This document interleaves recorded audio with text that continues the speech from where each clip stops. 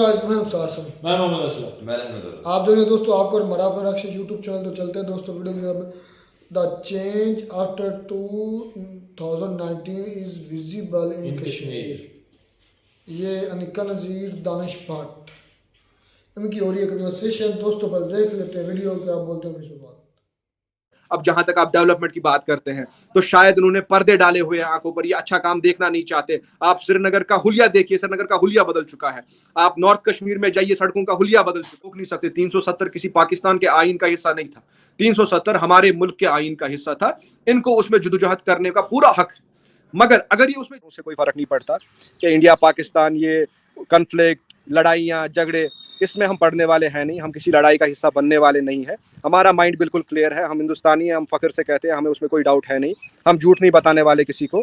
हम we are proud Indians और हम देश को और अपनी कश्मीर को आगे ले जाने के लिए काम करेंगे। उसमें Morning to beautiful viewers. I hope you all are doing well and great. Welcome back to my YouTube channel Anika नज़ीर। आज के वीडियो पॉडकास्ट में एक और मेहमान हमारे साथ जुड़े हैं। कश्मीर के युवा हैं, नेशनल कॉन्फ्रेंस के साथ पहले वाबस्तगी रखते थे।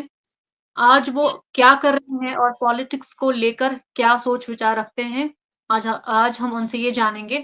सबसे पहले तो दानिश साहब आपसे आपका इंट्रोडक्शन जानेंगे। And first of all thank you so much for joining my video podcast. Thank you for having me, Anika. Danish Bhatt, you have already introduced me. I have been a corporator in SMC. I have been an executive committee member also. I was associated with National Conference for long. तकरीबन national conference के साथ सफ़र 10 साल का रहा। उसमें बीच में कभी कभार ब्रेकें लगती रही, मगर हमने भी कभी दूसरी तंजीम ज्वाइन नहीं की। बट हाल ही में मैंने वहाँ से इस्तीफ़ा देकर अपना एक अलहदा रास्ता चुन लिया है। एक इंडिपेंडेंट के तौर पे काम कर रहा हूँ। जो नेशनल कॉन्फ्रेंस जो है एक बहुत बड़ी पॉलिटिकल पार्टी है। अगर हम कश्मीर पॉलिटिक्स को उठाकर देखें तो नेशनल कॉन्फ्रेंस ने काफी बार इक़्तिदार में आकर जो है कश्मीर में रूल किया है और उसी पॉलिटिकल पार्टी से 10 साल तक आप वाबस्तगी आपने रखी और जाहिर सी बात है बहुत सारा काम भी किया होगा। तो इस पॉलिटिकल जर्नी को आप किस तरीके से एक्सप्लेन करते हैं और इस्तीफा देने की क्या वजह रही? सबसे पहले मैं वो जानना चाहूंगी। देखिए अनीका जी, कश्मीर के युवा जो है वो मेन स्ट्रीमिंग की तरफ बहुत आ रहे हैं, लेकिन आपका सफर 10 साल से चल रहा है, तो आपसे जानना चाहेंगे ये।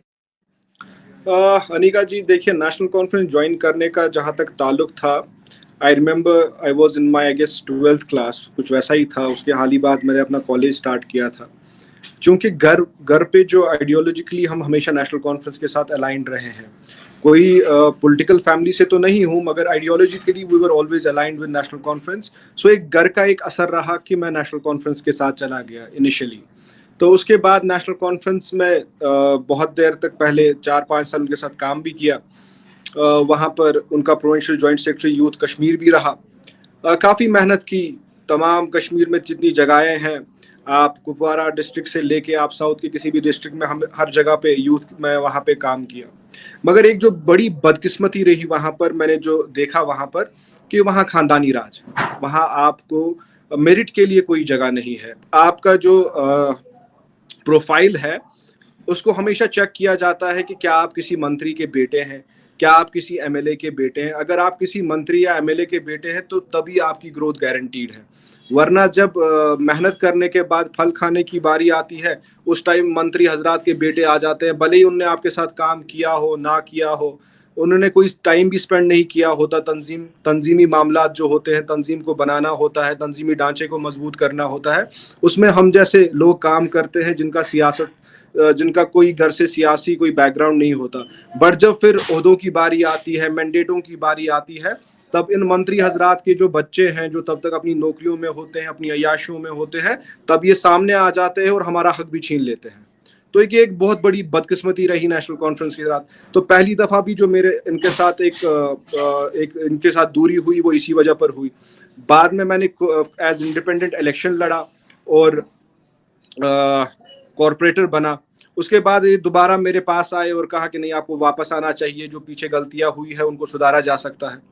तो मैं दोबारा गया, मैंने दोबारा काम किया, मगर बदकिस्मती से दोबारा वही हालात देखे। मैं फिर से अलहदगी इख्तियार कर ली, दूर रहा, इस्तीफ़ा नहीं दिया, दूर रहा। उसके बाद दोबारा फिर खुद उमर साहब ने बुलाया, कहा कि नहीं जनाब, हुआ है, पीछे कुछ गलत हुआ है, मगर हमें उम्मीद है इस बार अब नहीं होगा। मगर मुझे लगता है कि उस तंजीम में जब तक आपके पास किसी मंत्री साहब का नाम पीछे ना हो, आप कुछ नहीं कर सकते। और शायद मेरी बदकिस्मती यही रही है, चाहे मैं क्वालिफाइड हूँ, मेरे पास मेरिट है, मैं बात कर सकता हूँ, मैं सियासी तौर काम कर सकता हूँ, मगर नेशनल कॉन्फ्रेंस में अगर आपके पास किसी मंत्री का नाम नहीं है तो आप कुछ नहीं कर सकते हैं। तो वो शायद मेरे जो मॉरल वैल्यूज है उसके साथ अलाइन नहीं करता, तो भी मैंने एक फैसला ले लिया कि मैं नेशनल कॉन्फ्रेंस के साथ दोबारा सियासत नहीं करूंगा। जाहिर सी बात है, जब यूथ जो ग्राउंड जीरो से आते हैं उनके साथ इस तरीके का जो डिस्क्रिमिनेशन होता है, तो एक मॉरल ग्राउंड जो है या मोरल जो है एक इंसान का, वो डाउनग्रेड हो जाता है कि मैंने इतना सारा काम किया है और उस काम के बदले में मुझे कुछ अप्रिसिएशन नहीं मिल रहा है या एक्नॉलेजमेंट नहीं मिल रहा है। उसकी वजह से इंसान कहीं न कहीं सोचने लगता है कि मैं अब इस तंज़ीम के साथ रह के या इन लोगों के साथ क्या करूँ? ख़ैर बहुत बार रीसेंट इंटरव्यूज़ में देखा गया है, जब भी अलग-अलग नेशनल कॉन्फ्रेंस के लीडर्स मीडिया के साथ गुफ्तगू करते हैं, तो एक कॉमन चीज़, एक कॉमन पैटर्न उनमें देखा गया है, टैगिंग एंड लेबलिंग। जो भी चाहे वो इंडिपेंडेंट कैंडिडेट हो, कोई नौजवान हो या कोई भी दूसरी पॉलिटिकल पार्टी हो other than there political party, तो वो एक टैगिंग और लेबलिंग करते हैं, जो उनकी आइडियोलॉजी से मुखालिफ हो। कोई उनको पसंद नहीं करता तो उसे टैग किया जाता है कि ये इसका एजेंट है, उसका एजेंट है।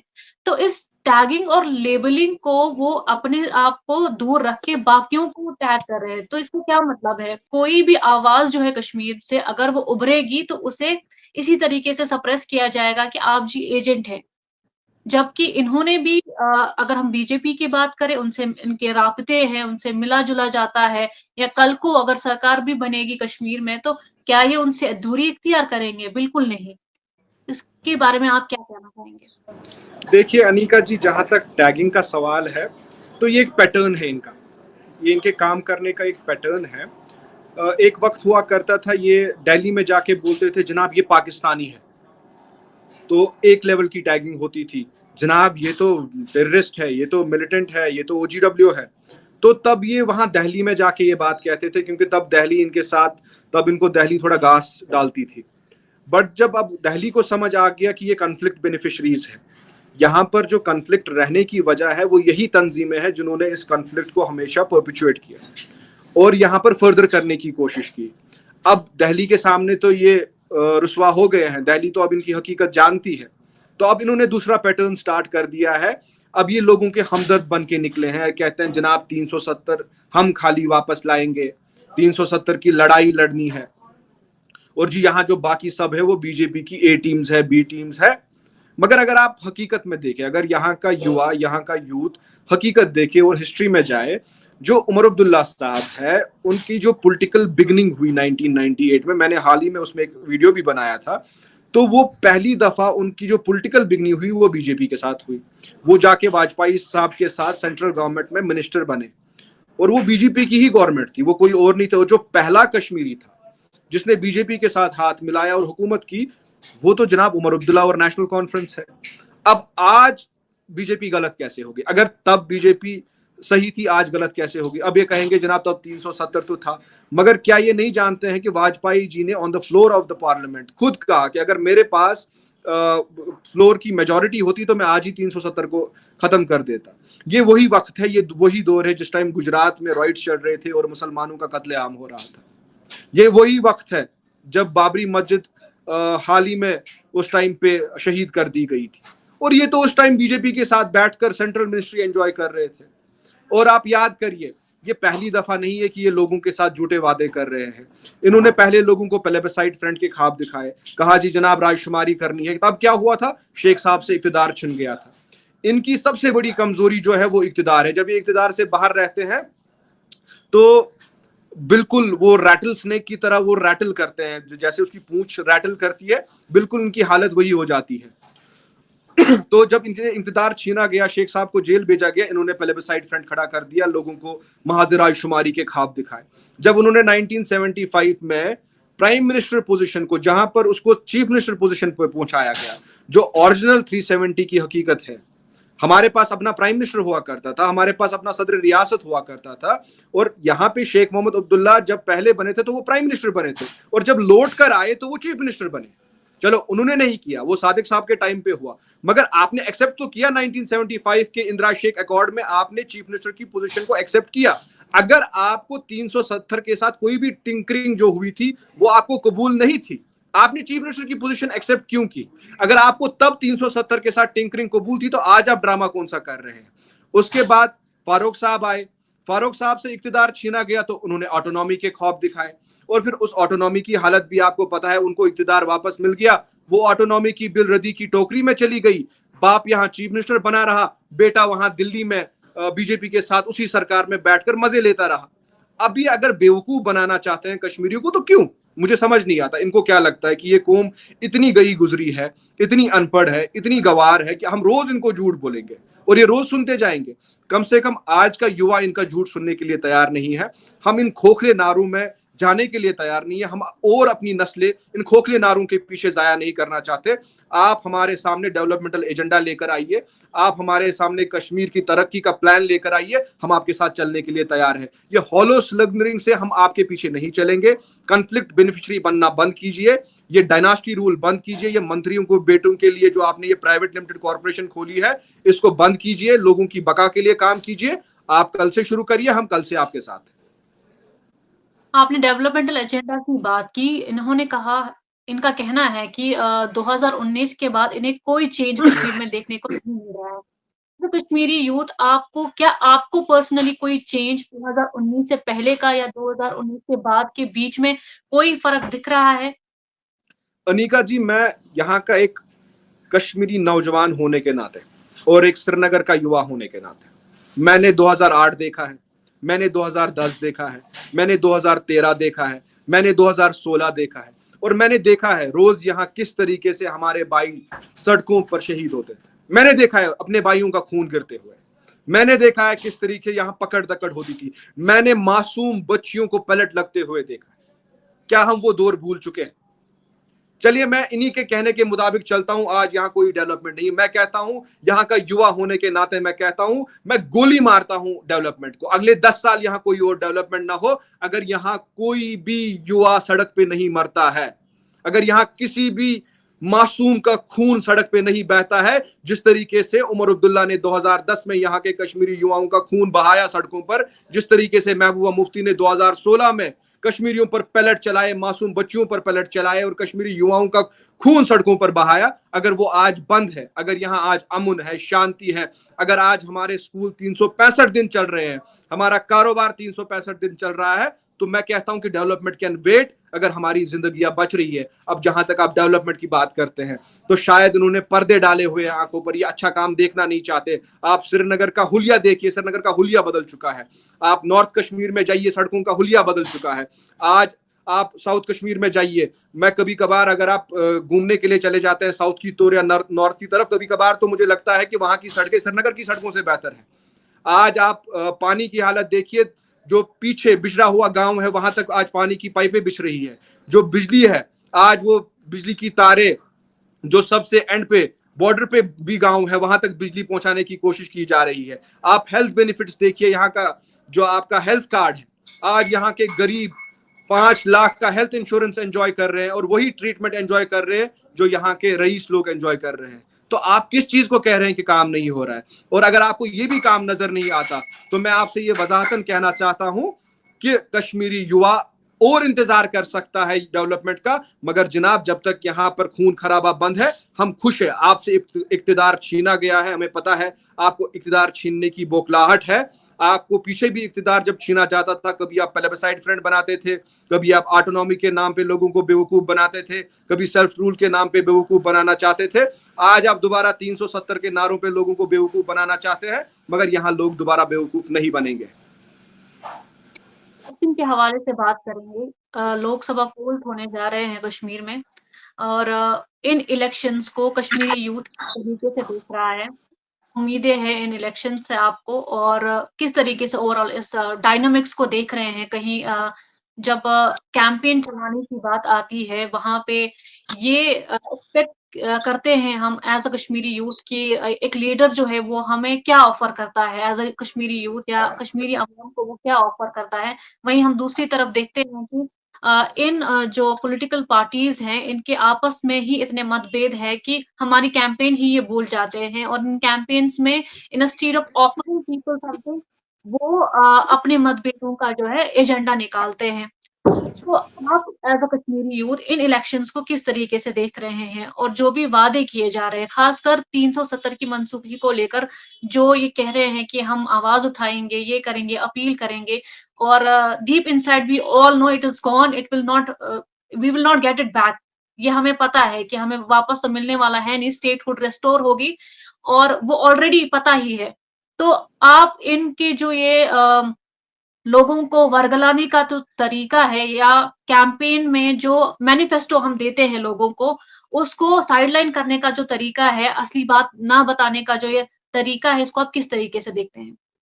देखिए अनिका जी, जहां तक 370 का ताल्लुक है, इन्होंने जैसे ही 370 टूटने वाला था उससे पहले इन्होंने पीएचडी गुपकार अलायंस बनाई। गुपकार पे ये सारी पार्टियां मिलके बैठी, एक गुपकार डिक्लेरेशन सबने साइन की, जनाब जद्दोजहद जारी रहेगी। जैसे ही 370 का मामला हुआ उसके बाद जेलों में चले गए, वहां से छूट कर आए तो पीएचडी बना लिया। पीएचडी टूटते टूटते पहले डीडीसी इलेक्शन के टाइम पहले एक पार्टी निकल गई वहां से, क्योंकि उसको समझ आ गया उस पार्टी को कि इनके इलेक्टोरल इंटरेस्ट कौम के इंटरेस्ट से बड़े हैं, तो वहां से निकल गए। अब दो बड़ी पार्टियां उस पीएचडी का हिस्सा थी और हमने देखा कि किस तरीके से उमर अब्दुल्ला ने धीरे धीरे स्लो पॉइजनिंग से पीएचडी को मार दिया। पीएचडी को अगर किसी ने तोड़ा वो उमर अब्दुल्ला ने तोड़ा। ये मैं वजाहतन यहाँ पे कहता हूँ, मैं नेशनल कॉन्फ्रेंस के साथ रहा हूँ, नेशनल कॉन्फ्रेंस के अंदर रहा हूँ, 10 साल नेशनल कॉन्फ्रेंस को दिए हैं। मैं लोगों को ये वसूख से कहता हूँ कि अगर पीएचडी किसी ने तोड़ी उसका गुनहगार फकत उमर अब्दुल्ला है, ना फारूक अब्दुल्ला है, ना महबूबा मुफ्ती है। उमर अब्दुल्ला ने किसके कहने पर किया और किन को खुश करने के लिए किया वो ये कौम बहुत अच्छे से समझती है। ये कौम इतनी भी नाफहम नहीं है कि वो नहीं समझती कि उमर अब्दुल्ला ने पीएचडी को क्यों तोड़ा। अगर इनकी फाइट जेन्युइन होती, अगर ये सच में 370 की लड़ाई को लड़ना चाहते, इनका जमहूरी हक, हम इसमें उनको रोक नहीं सकते। 370 किसी पाकिस्तान के आईन का हिस्सा नहीं था, 370 हमारे मुल्क के आईन का हिस्सा था। इनको उसमें जदोजहद करने का पूरा हक है। मगर अगर ये उसमें जेन्युइन होते तो क्या ये पीएचडी को तोड़ते? क्या ये कलेक्टिव फाइट को खत्म करते? तो उसी से पता चल जाता है कि वो एक फरेब है, झूठ है, मकारी है, दोबारा लोगों को बेवकूफ बनाना चाहते हैं। उस नाम पर वोट हासिल करके ये दोबारा उस फाइट को भूल जाएंगे और दोबारा पीछे मुड़कर नहीं देखेंगे ये 370 को या 35 को। आप इनसे देखिए, हाल ही में जब उमर साहब जब 370 का जो वर्डिक्ट आया सुप्रीम कोर्ट से, उमर साहब ने कहा जनाब जद्दोजहद जारी रहेगी, और फिर उनकी जद्दोजहद लंदन में कैसे जारी रही वो आपको भी पता है और हमें भी बखूबी बिल्कुल पता है। तो ये जद्दोजहद किसको जारी रखनी थी? क्या ये कश्मीरी गरीब आवाम के बच्चों को जारी रखनी थी? क्या उनको आपकी तंजीम के लिए और जाने देनी है ताकि आपके बेटे जो आजकल आए हुए हैं, जो कभी देखिए मजहब तो हर किसी की अपनी चॉइस होती है, मगर मतलब डुप्लिसिटी की भी हद होती है। दिल्ली में आप मंदिर जाएंगे, कश्मीर में आप मस्जिद में नमाज पढ़ेंगे, वो नमाज भी आपको पढ़नी नहीं आती। एक साल बता दीजिए ना कि आपकी एलिनेशन किस तरफ है, समझ ही नहीं आता। वहां से आए, बोला जनाब अब 370 की लड़ाई जारी है। कहां जारी है? पीएचडी आपने तोड़ दिया, लंदन में ऐश कर रहे हैं, अब अपने बच्चों को भी इंट्रोड्यूस कर रहे हैं डायनास्टी रूल को फर्दर करने के लिए।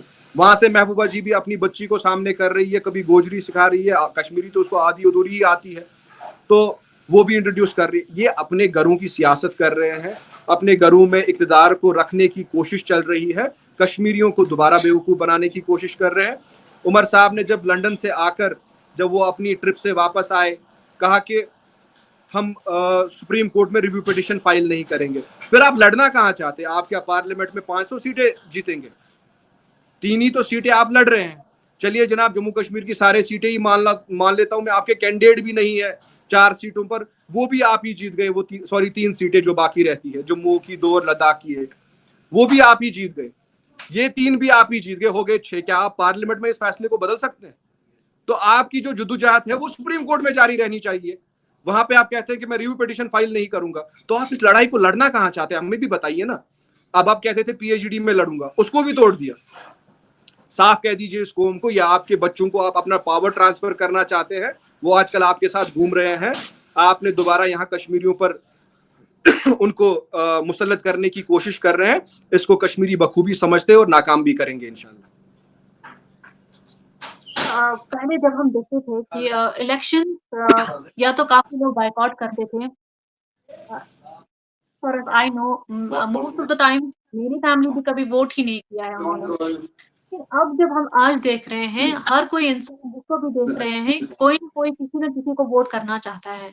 एक इक़्तिदार की वो जो बेदारी है लोगों में हुई है, जिस लाल चौक पे एक वक़्त पर एंटी नेशनल नारे लगते थे, वहाँ आज लोग किसी न किसी पॉलिटिकल पार्टी के साथ जुड़ के जो है, अपने आप को जो है किसी न किसी में अपना लीडर ढूँढ रहे हैं।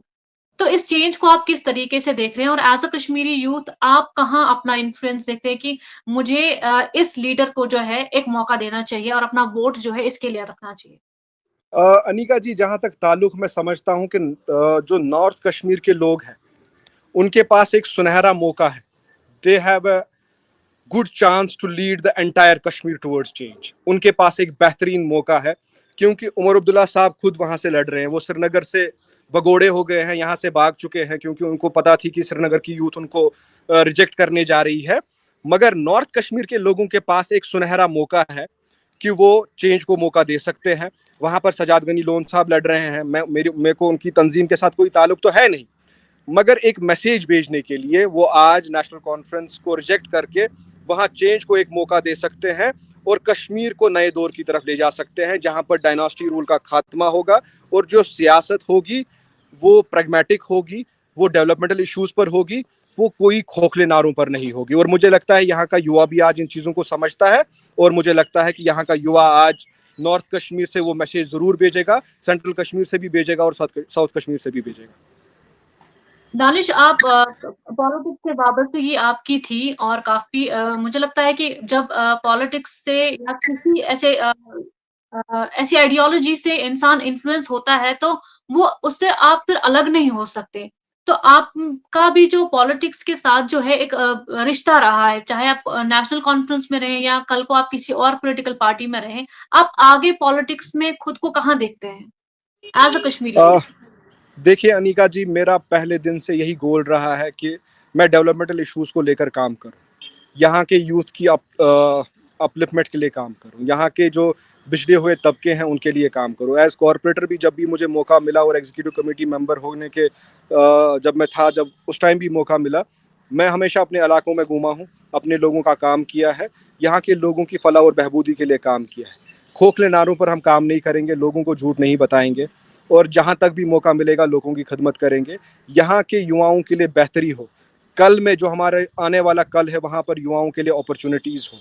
देखिए यहाँ पर MNC सेटअप हो, गूगल यहाँ अपना ऑफिस खोले, अमेजॉन यहाँ अपना ऑफिस खोले, फेसबुक यहाँ अपना ऑफिस खोले, जो भी इंडिया और फॉरेन की टॉप MNCs है वो यहाँ पर आके अपने ऑफिस एस्टैब्लिशमेंट करें। हमारे युवाओं के पास रोजगार हो, यहाँ पर किसी को अपने रोजगार के लिए दरबदर न फिरना पड़े। हमारे लिए वो विजन है कश्मीर का। बाकी हमारे लिए खोखले नारों से कोई फ़र्क नहीं पड़ता कि इंडिया पाकिस्तान, ये कन्फ्लिक्ट, लड़ाइयाँ, झगड़े, इसमें हम पढ़ने वाले हैं नहीं, हम किसी लड़ाई का हिस्सा बनने वाले नहीं है।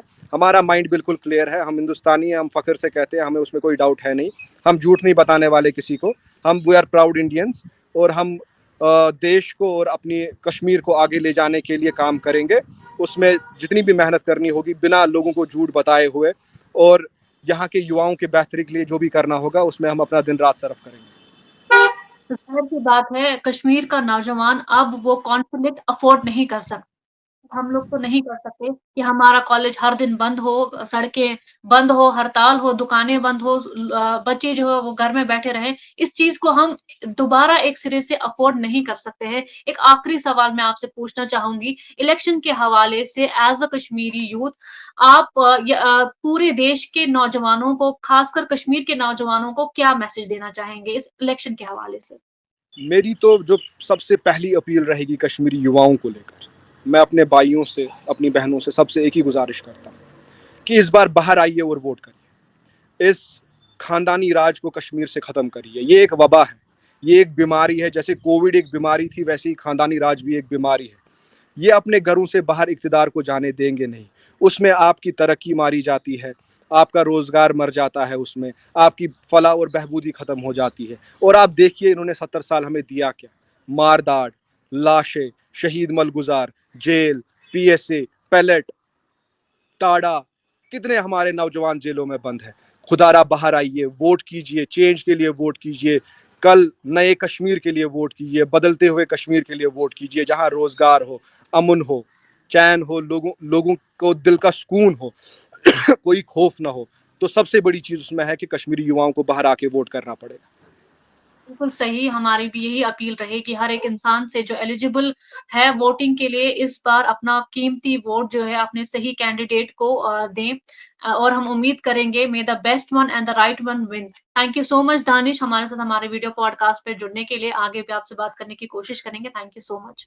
थैंक तो ये दोस्तों वीडियो होगी खत्म। भाई इस दानिश भाई ने तो वाकई में आज कमाल कर दिया। इसने तो क्लियर चीख कर कह रहा है कि we are proud to be Hindustani. ये कश्मीर का लड़का है, वो भी कश्मीर की है। मतलब इंडिया के कश्मीर के अंदर एक लहर चल चुकी है कि वो पाकिस्तानी के मुंह पर थप्पड़ से थप्पड़, थप्पड़ से थप्पड़, थप्पड़ से थप्पड़ मार रहा है। लेकिन ऐसे ढीठ और कमीने लोग हैं पाकिस्तानी, फिर कश्मीर बनेगा। सारे पाकिस्तानी भाई ऐसे नहीं, आप सारों को नाम बोला। सारे ही ऐसे ही हैं, चंद के लोग हैं जिनको पता।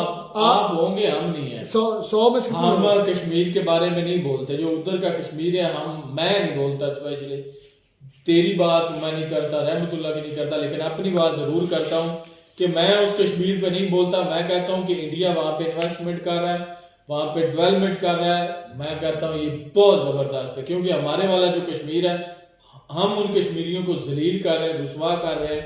ना वहाँ पे कोई डेवलपमेंट है, ना वहाँ पे जॉब्स है, कुछ भी नहीं है। तो मैं कहता हूँ कि वो बिल्कुल ठीक कर रहे हैं भाई। अच्छा भाई बोल रहा था कि ये 370 आर्टिकल जो था ये हिस्सा किसका था? तो बिल्कुल ठीक कह रहा था। ये बात मैं इससे भी एग्री करता हूँ कि वो जो 370 था वो इंडिया का हिस्सा था, उधर के ही आर्टिकल था। लगाया किसने? लगाया उन्होंने लगाया था, तो उन्होंने हटा दिया। ये हम कौन होते हैं वहां पे बात करने वाले? हम अपने मुल्क को, यार मुझे कभी कभी इस बात पे बहुत ज्यादा गुस्सा आता है कि हम ये बोलते हैं कि वो कश्मीर जो है ना वो शाह रग है हमारी। शाह रग कैसे होगी? आप अपने मुल्क को, अपना कश्मीर छोड़ दो, पीओके अलग रखो, आप अपना मुल्क नहीं संभाल सकते, आप अपने मुल्क में डेवलपमेंट नहीं कर सकते। आप बोलते हो कि हमने वो दूसरा कश्मीर जो है वो इंडिया के पास जो है वो लेना है। आप अपने वाला कश्मीर जो है वहां पे डेवलपमेंट नहीं कर सकते। वहां पे लोग जो है वो भूखे मारे हैं, कई जगह पे मैं कहता हूँ कि बिजली तक नहीं है। कश्मीर के लोग जो हैं खुद बोल रहे हैं, तो बड़ी अच्छी बात है। तो यार बोलेंगे आप, मैं ये मेरी बात लिख लो, लिख लो। जिस हिसाब से इंडिया वहां पे तरक्की करवा रहा है ना, आपके जो कश्मीर है ना, जो आपका कहते हैं कि हमारा कश्मीर है, आजाद कश्मीर, ये भी बोलेंगे कि हमने भाई इंडिया के साथ जाना है। आप हमें दे क्या रहे हो? तो बात तो ऐसे ही है। देखिए कि हमारी इस वक्त जो आर्मी की पॉलिसी, हुकूमत की, गवर्नमेंट की, पाकिस्तान की कुछ भी नहीं है। सारी जो पॉलिसीज हैं वो चल रही हैं आर्मी की। तो आर्मी जो है, आप खुदा का नाम है, आप सीधी सीधी बात हिट ना किया करो। आपने तो उठाया जाना साथ, हमारा भी आपने बेड़ा गर्क कर। भाई अभी सुनने में आ रहा है, सही सच है या झूठ की तस्दीक नहीं हुई, जो पाकिस्तानी इंडियन कंटेंट मेकर हैं जो इंडिया और पाकिस्तान के मामले पर बात करते हैं, यानी कि लोगों को आगाही देते हैं, सच्चाई सच्ची बातें जिसमें करते हैं। रियल एंटरटेनमेंट है, वो शुएब के अलावा वो क्या मुजम्मल दिल्ली स्वैग है, दिल्ली स्वैग वाला है, जो नैला शैला है, अनम है, ये सब पर मुझे लगता है क्योंकि इन पर आप बादल मंडला रहे हैं। डेली स्वैग वाला मेरे ख्याल में कम से कम 1-1.5 हफ्ते से वीडियो नहीं अपलोड कर रहा। पता नहीं क्या, खैर हो सकता कोई और भी इशू हो, लेकिन वो 1-1.5 हफ्ते से वीडियो नहीं अपलोड। नहीं, शुएब भाई की तो डेली दो आ रही है अभी तक कोई बैन नहीं। लेकिन मैंने सुना है, अफवाह है, ये सच है ये झूठ अल्लाह बेहतर जानता है कि इसमें से ताकत कितनी है। लेकिन ये ज़हन रखना कि ये सोच कर बोलना कि भाई उनका, मैंने भाई छितर पढ़ते देखा, खुदा की पनाह मैंने छितर पढ़ते देखा पुलिस थाने में, मतलब पुलिस वालों को मारते हुए। इतना बड़ा वो होता है चमड़ा, यूं गोल सा, इतना बड़ा सा यूं, इतना मतलब हमारे तीनों का मुंह मिलाएंगे तो उनका वो एक चमड़े का बनता है, और इतनी की डंडी लगी होती है। अच्छा चंगा जो तकड़ा पुलिस वाला होता है ना भाई, आप उसकी मैंने सुन ले असलम भाई, सुन ले, लिमिट में रहें, आप हिट ना करें। असलम भाई यकीन है, खुद देखा उसने ऊपर से फुल जोर से जान से लेकर आना और फुल जोर के ताकत के साथ मारा। ओए होए होए, जो नीचे था बंदा वो तो तड़पना शुरू हो गया। मैं कहता यार ये इतना मोटा चंपिर, इतना मोटा। और बाकी सुन सुन बेटा सुन, देखिए ये जो बगैरत है, मैं बात तो ये है, तुमने क्या तुम चेक कर रहे हो, मैं हिट कौन सा कर रहा हूँ? हिट तो वो करना होता है जिसमें कोई देखिए कि कोई मतलब कोई डाउट ना हो, बिल्कुल सच्चे, और मैं उस पर इल्जाम लगा रहा हूँ ये तो हिट करना हो गया। जब वो हैं इस तरह के तो मैं उनको कहूँ ना तो मैं अपनी बात बंद कर दूं। आपने बड़े ये तरीके तुम्हारी- आपको पता होना चाहिए कि कल तुम्हारी दो आवाज चीजें हो गए हैं तुम्हारी कि चीज भी आर्मी के कुछ चांदे के जो चले जो भी ऑफिसर हैं वो रिजाइन करके जा रहे, छोड़ कर जा रहे हैं। वो तो वैसे रूटीन वाइज चलता रहता है इंडिया का अपना सारा। नहीं आर्मी के अंदर चलता रहता है, आर्मी के अंदर ऐसा कभी ज्वाइनिंग क्यों होती है, चलता है? रिटायरमेंट होती रहती है, इतना वो रिटायरमेंट नहीं है, ये और रिटायरमेंट है। उससे पहले लेकिन जो खैर जो इस्तीफा इस दे भाई ने बातें की है ना वो बड़ी शानदार की है, और उसने तमाचा मारा ये है हमारे कौन सा हाल है, पूरे आवाज बंद पाकिस्तानियों के मुंह पे मारा है। उन्होंने कहा कि हम नहीं लड़ना चाहते, हम लड़ाई वाले लोग नहीं है, हमें हम अपने मुल्क अब को यहाँ पर हिंदुस्तान को आगे मेरी बढ़ाना बात चाहते सुने, हैं। यहाँ पर बड़ी अगर अच्छी अब सोच है हम उसकी। इंडिया को अच्छा ना कहें तो बुरा किस तरह कह सकते हैं, जब हम खुद ही घर से गंदे हैं, हमारा घर ही गंदा है, हमारे घर के लोग हैं, हमारे रहने वाले गंदे, तो हम किस तरह चौकीदार गंदे हैं, तो हम इंडिया पर कैसे बात कर सकते हैं कि इंडिया ऐसा है जब खुद ही परफेक्ट नहीं है, कोई परफेक्ट तो फिर नहीं क्यों हो सकते। नहीं तो फिर नंबर क्यों दो आप कहते रहते हैं कि कश्मीर हमारी शाह राग है? भाई मुझे तो ये लगता है कश्मीर अगर के बाद- मेरी बात सुने अगर यार तो- आपको यहाँ पे आपका जो शक है, डाउट है, वो क्लियर हो जाना चाहिए जब उस भाई ने यार बोला है बात बिल्कुल कि हम जो है ना यहाँ पे बिल्कुल हम खुश हैं और अपने कश्मीर को आगे ले जाना चाहते हैं। अगर तो हमारी हिस्ट्री गलत हो सकती है, मैंने खुद देखा है, मैंने फिर पढ़ा है, एनुअल एग्जाम उसके मैंने दिए हैं बोर्ड पे मैट्रिक के, वो देखकर वो झूठ लिखा हुआ और वाकई हकीकत कुछ और है। अगर ये हो सकता है तो ये जो लिखा हुआ है ना कि क़यादत-ए-आज़म का फरमान है, उसका ऊपर हेडिंग देकर नीचे लिखा हुआ है कि जो कश्मीर है ये पाकिस्तान की शाह राग है, ये भी झूठ हो सकता है। उन्होंने ये कहा ही नहीं होगा, मुझे तो अब ऐसा लगता है। ये सारा लॉजिक कायदे आज़म ने कहा था कि कश्मीर हमारी शाह राग है। कायदे-ए-आज़म का हवाला देकर बुक्स में बताया जाता है कि कायदे-ए-आज़म ने ये फरमाया है कि ये जो कश्मीर है, जम्मू कश्मीर है, ये पाकिस्तान की शाह राग है, तो और इसे हासिल करना उन्होंने हर ऐसे हालात ऐसे में करके लाजिम है। भाई काट दिया, ऐसे करके तो काट ये के ना मैं अलग कर मानता हूँ, दिया। मैं मानता हूँ आज कि ये भी झूठ है, कायदे-ए-आज़म ने ऐसा नहीं कहा होगा। तुम्हारे पास क्या सबूत हो सकता है? सबूत ये है, देखिए इतने सबूत ज्यादा की जो बात है। पाकिस्तान में झूठ चल रहे हैं, तो जाने हो सकता है आदमी ये भी क्या झूठ भी कुछ हो। करवा रही हमारी बुक्स में, बुक्स के साथ स्टडी के साथ क्या कुछ उन्होंने कर दिया है, सारी की सारी हिस्ट्री आप इस बात से यार इस बात से अंदाजा लगा लो कि हमारा मुल्क जो है वो 15 अगस्त को आजाद हुआ, हाँ, और एक सबसे दो साल और- बनाया, और उसके बाद 14 अगस्त पे आ गया। कौन सा झूठ हो सकता है? पता नहीं ये खुद को मुड क्या मानते हैं, मुड जो हमारी बेस है वही गलत है। पता नहीं ये अपने आप इतना टैलेंटेड इसने इस भाई ने और इस दोनों बहनों ने, दोनों कश्मीर के, इन्होंने हमारी वाकई वो कह रहे हैं कि ये इनकी आंखों में पट्टी है, मतलब मुसलमानों की बात कर रहा है, इनको हमारे जो है ना मतलब मिल देख नहीं रहे डेवलपमेंट,